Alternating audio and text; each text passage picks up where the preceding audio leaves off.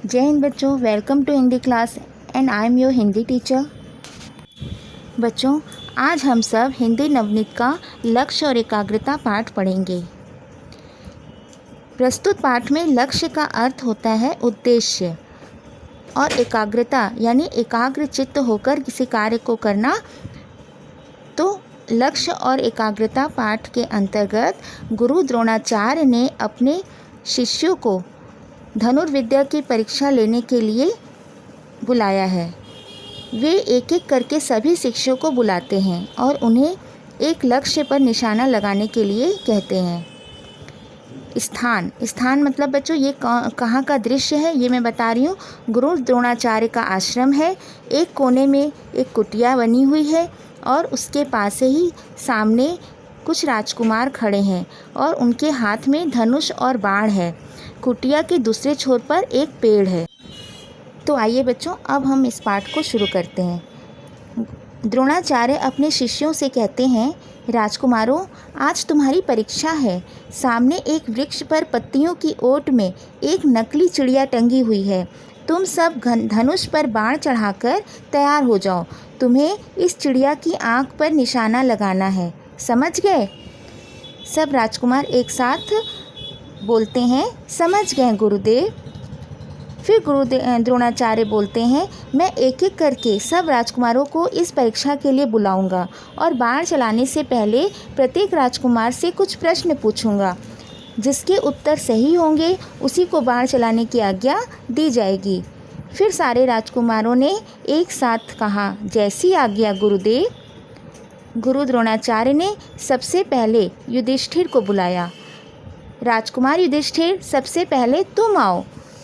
फिर युधिष्ठिर आगे बढ़ते हैं और बोलते हैं, मैं प्रस्तुत हूँ गुरुदेव। गुरु जी उनसे पूछते हैं, चिड़िया पर निशाना साधो और मेरे प्रश्नों का उत्तर भी देते रहो। युधिष्ठिर निशाना साधते हुए तैयार हो जाते हैं और कहते हैं, बोलिए गुरुदेव। द्रोणाचार्य बोलते हैं, युधिष्ठिर, क्या तुम उस वृक्ष को देख रहे हो? युधिष्ठिर बोलते हैं, जी हाँ गुरुदेव, मैं वृक्ष को देख रहा हूँ। उस पर टंगे हुए पक्षी को भी देख रहा हूँ।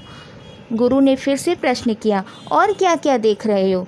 युधिष्ठिर बोलते हैं, गुरुदेव, मैं उस वृक्ष को, आपको और अपने भाइयों को भी देख रहा हूँ। फिर द्रोणाचार्य तुरंत बोलते हैं, ठीक है युधिष्ठिर, तुम एक और हट जाओ। अब दुर्योधन, तुम आओ। दुर्योधन आते और कहते हैं, मैं जानता था गुरुदेव कि युधिष्ठिर से यह नहीं होगा, मैं करके दिखाऊंगा। गुरु द्रोणाचार्य दुर्योधन से कहते हैं, राजकुमार दुर्योधन, तुम निशाना साधो। दुर्योधन निशाना साधते हुए बोलते हैं, मैंने निशाना साध लिया गुरुदेव। द्रोणाचार्य उनसे पूछते हैं, इस समय तुम क्या क्या देख रहे हो दुर्योधन? दुर्योधन जवाब देते हैं, गुरुदेव, मेरी आंखों के सामने तो सदा हस्तिनापुर का सिंहासन रहता है।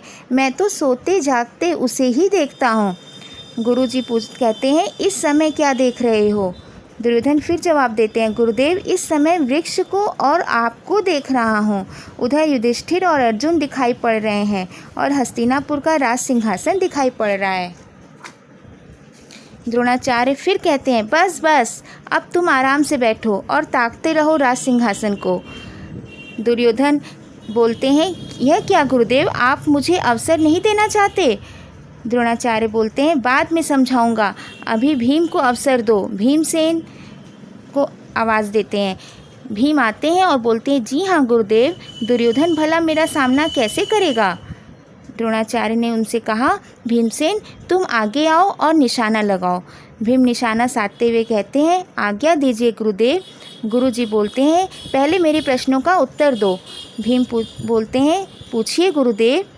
द्रोणाचार्य ने उनसे पूछा, राजकुमार भीम, इस समय तुम्हें क्या क्या दिखाई दे रहा है? तो भीम ने उत्तर दिया, सच कहूँ गुरुदेव? द्रोणाचार्य बोलते हैं, परीक्षा में झूठ बोलोगे? अन्य सभी राजकुमार उस समय हंस पड़ते हैं। फिर भीम कहते हैं, नहीं गुरुदेव, जो कहूँगा सच कहूँगा। मुझे इस समय भोजन कक्ष दिखाई दे रहा है, जहाँ ढेर सारी खीर रखी है, मोदक रखे हैं, मालपुए रखे हैं, पूड़ियों और कचौड़ियों की गंध तो यहाँ तक आ रही है।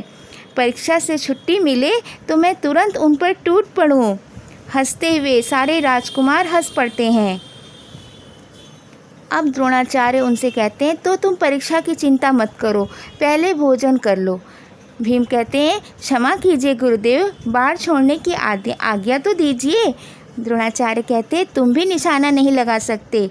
आओ अर्जुन, अब तुम्हारी बारी है। अर्जुन आते हैं और गुरुदेव से कहते हैं, गुरुदेव की जय हो, और निशाना साधते हुए कहते हैं, आज्ञा दीजिए गुरुदेव।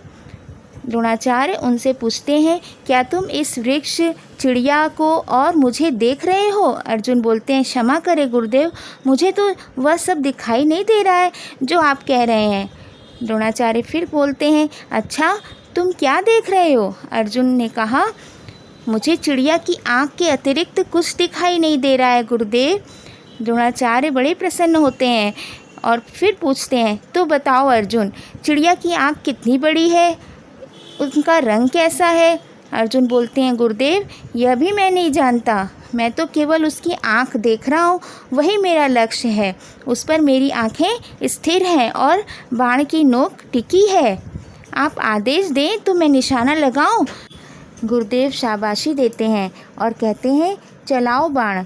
फिर अर्जुन का बाण चलता है और बाण चिड़िया की आँख में जाकर लगती है। अर्जुन गुरु द्रोणाचार्य के चरण स्पर्श करते हैं। गुरु द्रोणाचार्य उन्हें फिर शाबाशी देते हैं और कहते हैं, शाबाश, तुम परीक्षा में सफल हुए अर्जुन।